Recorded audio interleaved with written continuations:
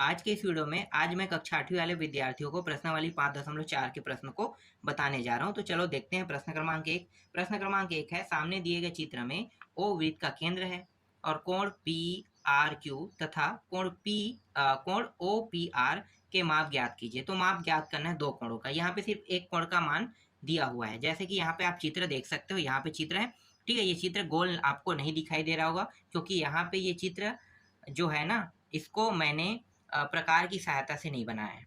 Normally आपको मुझे समझाना था, इसलिए मैं यहाँ पे बिना प्रकार के डायरेक्ट ऐसे ही बना दिया हूँ। ज़्यादा इम्पोर्टेंट जो चीज़ है वो ये है कि इनके कोणों का मान निकालना है, बस इतना ही है। कोणों का माप बस आपको निकालना है, ये इम्पोर्टेंट इसमें। तो चलो देखते हैं प्रश्न को। अब यहाँ पे देखो, यहाँ पे आपको एक चित्र दिखाई दे रहा है। यहाँ पे इस कोण का मान पता है कितने अंश है, इस कोण का मान पता नहीं है, नहीं इस कोण का मान पता है। तो कैसे निकालोगे? तो देखो, जनरली आपको निकालने का एक तरीका मैं बताता हूँ। ध्यान से देखो, यहाँ पे कहीं ना कहीं पे तो 90 अंश छुपा होगा। कोई ऐसा एकाध कोण होगा जो 90 अंश का कोण तो बना रहा होगा, क्योंकि यहाँ पे सिर्फ एक कोण का मान दिया है। इसका मतलब ये है कि दूसरा जो कोण है वो छुपा हुआ है जो 90 अंश का है। तो कौन सा है जो 90 अंश का कोण बना रहा है? तो देखते हैं। ये वाला तो 40 अंश है, मतलब ये 90 अंश का नहीं होगा। इसको देखो, ये कितने अंश का है? तो यहाँ पे देखो ये झुका हुआ है, इसका मतलब ये 90 अंश का नहीं होगा। तो अब बचा कौन सा? ये वाला बचा, मतलब ये वाला कितने अंश का होगा? 90 अंश का कोण यही होगा। तो देखो, दो कोणों का मान अगर निकल जाता है ना, तो आसानी से तीसरे कोण का मान आसानी से आप निकाल सकते हो।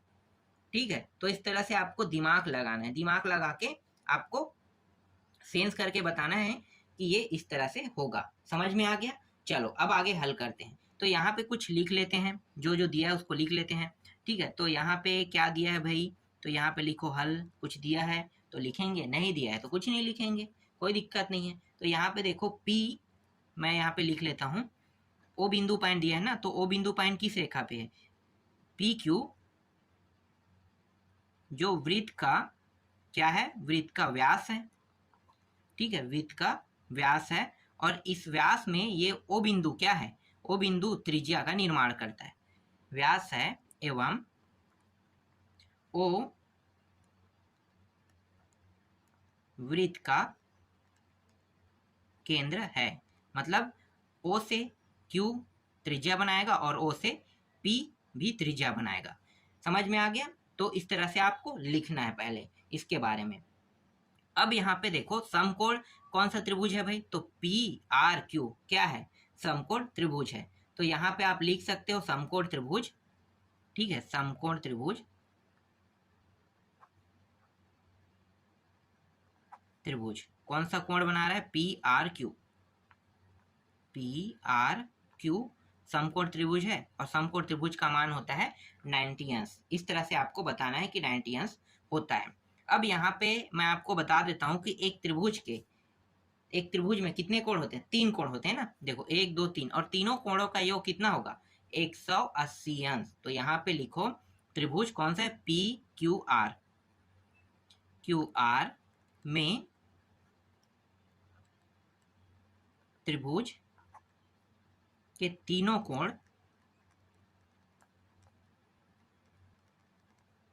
कोणों का योग, तीनों कोणों का योग कितना होता है? 180 अंश। याद रखना, ठीक है, 180 अंश होता है। सिर्फ त्रिभुज में होता है और किसी में नहीं। चतुर्भुज में दो कोणों का योग 180 अंश होगा चतुर्भुज में। त्रिभुज में 3 कोणों का योग 180 अंश होता है। चलो आगे देखें, अब इसे हल करते हैं।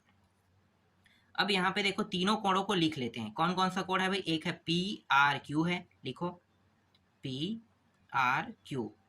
प्लस करेंगे आर क्यू पी को करेंगे आर और पी क्यू। ठीक है, तीनों को लिखेंगे और इसके बाद है आर क्यू पी, कोण आर क्यू पी बराबर तीनों कोणों का योग 180 अंश। अब यहाँ पे देखो, दो कोणों का मान तो हमें पता है। ठीक है, पहला तो दिया हुआ है यहाँ पे कौन सा दिया हुआ है? तो देखो पी क्यू आर का दिया हुआ है। ठीक है, तो पी क्यू कहाँ पे है भाई? ये वाला। ठीक है, इसका मान है 40 अंश। इसको हम बोल सकते हैं आर क्यू पी भी बोल सकते हैं। तो ये 40 अंश दिया हुआ है। और कौन सा दिया है? 90 अंश वाला। देखो पी आर क्यू, देखो पी आर क्यू कहाँ पे, देखो ये रहा पी आर क्यू, इसका भी मान दिया हुआ है, कितना है, अभी हमने इसका ज्ञात किया ना 90 अंश, तो इसका मान भी निकल गया 90 अंश। अब बचा क्या है, इस वाले कोण का मान, तो इसको नाम दे देते हैं एक्स, नाम दे देते हैं। ठीक है, तो यहाँ पे कोण एक्स इस तरह से लिख सकते हो, या फिर एक्स बस लिख लो, ज़्यादा अच्छा रहेगा एक्स। ठीक है, तो एक्स इसका मान है तो एक्स लिख लो। और ये रहा 180 अंश। इन दोनों को जोड़ेंगे कितना होगा, ये जोड़ने पर प्राप्त हो रहा है 90 और ये 40, कितना होगा 130। और यहाँ पे एक्स, पहले एक्स को लिखो, एक्स प्लस जोड़ने पर ये प्राप्त हो रहा है 130 अंश बराबर 180 अंश। 130 को उस पर पक्षांतर कर दो, तो पक्षांतर करेंगे तो 180 माइनस 130। कुछ लोगों का कहना ये रहेगा कि 130 उस साइड जाके माइनस कैसे होगा, तो यहाँ पे पक्षांतर विधि लागू हुआ है।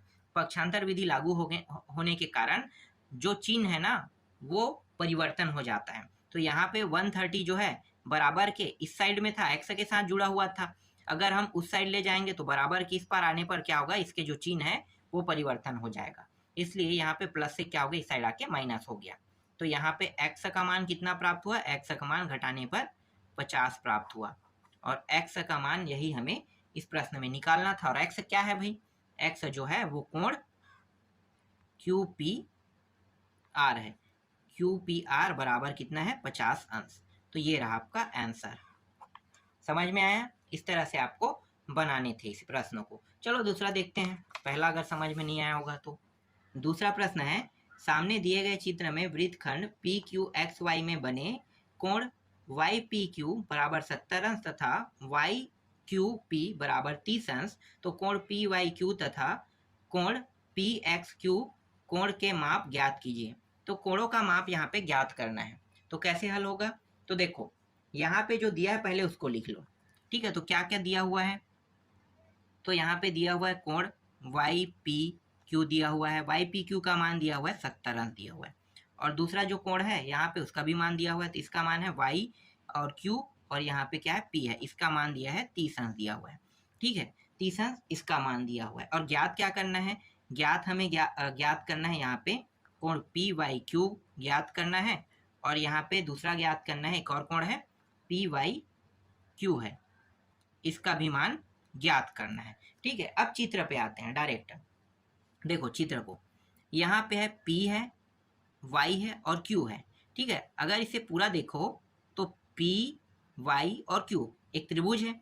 इस त्रिभुज को ध्यान से देखने पर यहाँ पे P बिंदु पॉइंट है, यहाँ से देखो ये वाला त्रिभुज में इस वाले भुजा ये वाले जो कोण है इसका मान दिया हुआ है, यहाँ पे इस वाले कोण का मान दिया है, बस इसका ज्ञात करेंगे। ठीक है, तो इसका ज्ञात कर लेते हैं। अब एक चीज और बता देता हूं मैं, यहाँ पे एक ही चाप मतलब एक ही चाप पर, ठीक है, एक ही चाप के द्वारा अंतरिम दो अगर त्रिभुज हो तो दोनों त्रिभुज के सेम कोण क्या होंगे, बराबर होगा। मतलब अगर मैं इसका मान निकाल लेता हूं तो इसका मान ऑटोमेटिकली क्या हो जाएगा, जितना ये होगा उतना ही ये प्राप्त हो जाएगा। समझ में आ गया। चलो यहाँ पे मैं उसको लिख लेता हूँ, इसका मतलब क्या है, यहाँ पे साइड में बता देता हूँ आपको ना। यहाँ पे P कोण P Y और Q जितना होगा उतना ही Q X P होगा। Q X, या फिर ऐसे बोल सकते हो P Y P X Q लिख सकते हो, P और ये X और Q। ठीक है, दोनों क्या होंगे, बराबर होगा। समझ में आ गया, क्यों, क्योंकि एक ही चाप के द्वारा अंतरिम कोण क्या होते हैं, बराबर होते हैं, और दो अलग अलग त्रिभुज है, तो दो अलग अलग त्रिभुज के दोनों समान भुजाएं क्या होगा, बराबर होगा। तो देख लो ये जो दो, एक त्रिभुज ये है और सेम ये भी है, तो जितने अंश का ये बनाएगा उतने अंश का ये भी कोण बनाएगा। ठीक है, इसे निकाल लेते हैं। तो यहाँ पे अब नीचे में त्रिभुज लिखते हैं।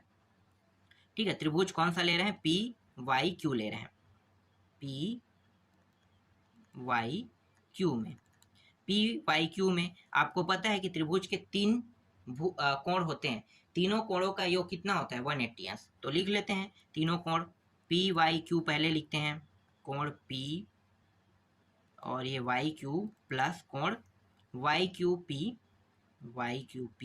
प्लस क्यू पी वाई बराबर 180 अंश। जिसका जिसका मान दिया है उसका रख लेते हैं, तो इसका मान नहीं दिया है बाकी इसका मान दिया है, इसका 30 अंश है, और इसका मान दिया हुआ है 70 अंश बराबर 180, इस तरह से। ठीक है, तो ये जैसा है वैसा रखो, पी वाई क्यू। इन दोनों को जोड़ दो, कितना होगा, तो ये हो जाएगा 100 हो जाएगा। ठीक है, 100 अंश, और ये हो गया 180 अंश। यहाँ पे कोण पी वाई क्यू प्लस इस तरह से कर दो, इसको उस पार ले जाते हैं तो क्या हो जाएगा, पी वाई क्यू बराबर उस साइड जाके 180 अंश को क्या करेगा, ये घटा देगा। ठीक है, 180 अंश में घट जाएगा उस साइड जाके, क्योंकि इस साइड ये प्लस में था तो दूसरे साइड में जाने पर क्या होता है, मान जो है वो माइनस में हो जाता है, माइनस हो गया। तो यहाँ पे कोण पी वाई क्यू बराबर कितना प्राप्त हो गया, यहाँ पे 80 प्राप्त हो गया। ठीक है, 80 अंश।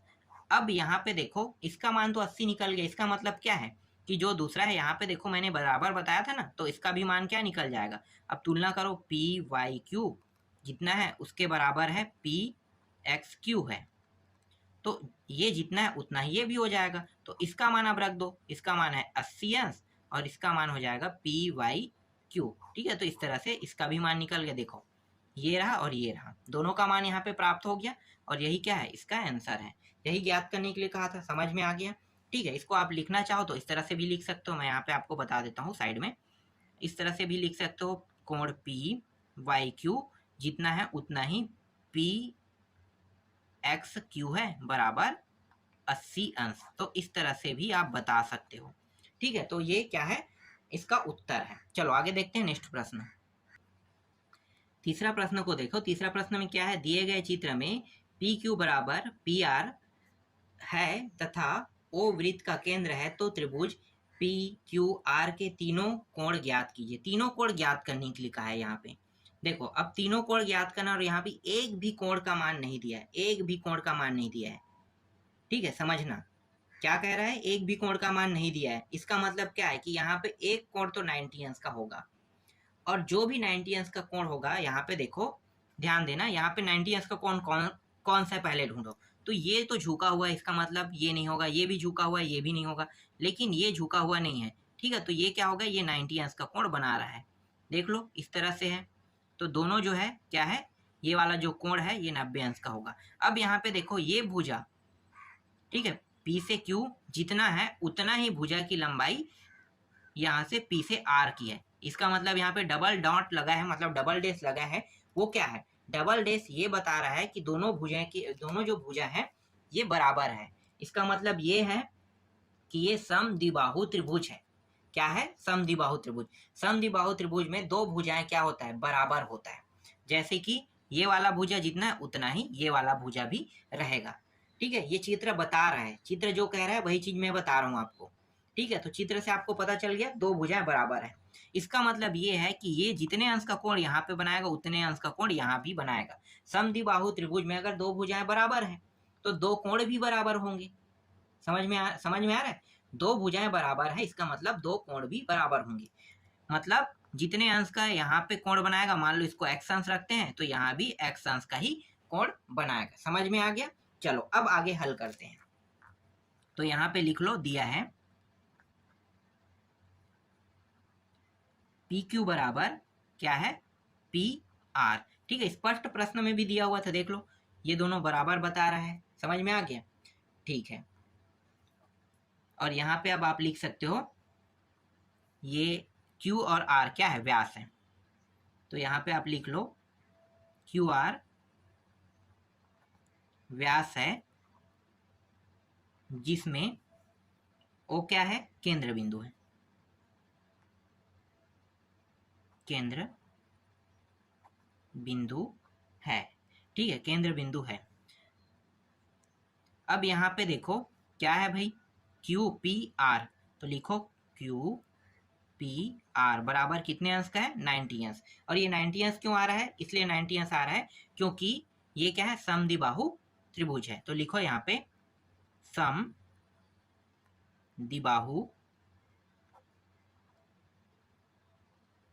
त्रिभुज में एक भुजा 90 अंश का होता है। ठीक है, 90 अंश का होता है, इसीलिए QPR का मान कितना हो रहा है, 90 अंश हो रहा है। यहां तक समझ में आ गया। चलो आगे देखते हैं। अब त्रिभुज को ले लेते हैं। त्रिभुज लिखो, कौन सा त्रिभुज है? P Q R. P Q R में देखते हैं। पी क्यू आर में तीन भुजाएं हैं और तीनों भुजाओं का योग कितना होता है? 180 अंश। तो लिख दो तीनों भुजाओं को। अब तो तीनों भुजाओं को देखो, पी क्यू आर पहली भुजा, क्यू आर प्लस दूसरी भुजा क्यू आर पी, कोण क्यू आर पी, तीसरी भुजा R P Q, R P Q, ठीक है, बराबर 180 अंश। इस तरह से तो यहाँ पे पी क्यू आर क्या हो रहा है? एक्स हो रहा है, एक्स अंश। इसके बाद क्या है? क्यू आर पी, ये भी एक्स अंश है, और आर पी क्यू कितना है? 90 अंश। तो ये रहा 90 अंश और ये 180 अंश। इन दोनों को जोड़ेंगे तो 2x अंश हो जाएगा, और ये जो है उस साइड ले जाते हैं तो क्या होगा? प्लस से माइनस हो जाएगा, तो 180 अंश माइनस 90। तो यहाँ पे प्राप्त हो रहा है 90 अंश प्राप्त हो रहा है, और यहाँ पे x अंश, ठीक है, इतना यहाँ पे आ रहा है। यहाँ पे दो जो है गुणा के रूप में है, देखो इसके साथ, तो गुणा के रूप में है, इसका मतलब क्या है? यहाँ पे तीसरा गुणा नियम लागू होगा। पक्षांतर नियम तभी लागू होता है जब वो प्लस या माइनस में हो, लेकिन यहाँ पे क्या है? गुणा के रूप में है, और गुणा के रूप में या भाग के रूप में होने पर तीसरा गुणा नियम लागू होता है। तो क्या होगा? यहाँ पे जो 90 है ना, इसको 2 भाग कर देगा इस तरह से, तो यहाँ पे x बराबर आ जाएगा, 2 से भाग देंगे तो कितना बचेगा? 45, ठीक है। तो ये 2 से भाग देंगे तो 45 बार में कट जाएगा, तो x का मान कितना आ गया? 45। अब यहाँ पे देखो, एक भुजा का मान कितना है? 45 है, तो दूसरी भुजा का मान भी क्या रहेगा? 45 रहेगा। तो यहाँ पे आप तुलना कर लो, लिखो कोण पी क्यू आर, ठीक है, पी क्यू आर जितना है उतना ही कोण क्या है? क्यू आर पी है, और इसके बराबर क्या आ रहा है? एक्स आ रहा है, और एक्स का मान कितना है? एक्स का मान है 45 अंश। तो इस तरह से आप शॉर्टकट विधि से लिख सकते हो, और ये क्या है? इसका आंसर है। सभी चीजों को मैंने बराबर बता दिया, पहले ही बता दिया था कि एक भुजा का मान बराबर है तो दूसरा बराबर होगा ही होगा, ठीक है, समझ में आ गया। इस तरह से तीसरा प्रश्न भी कंप्लीट हो गया।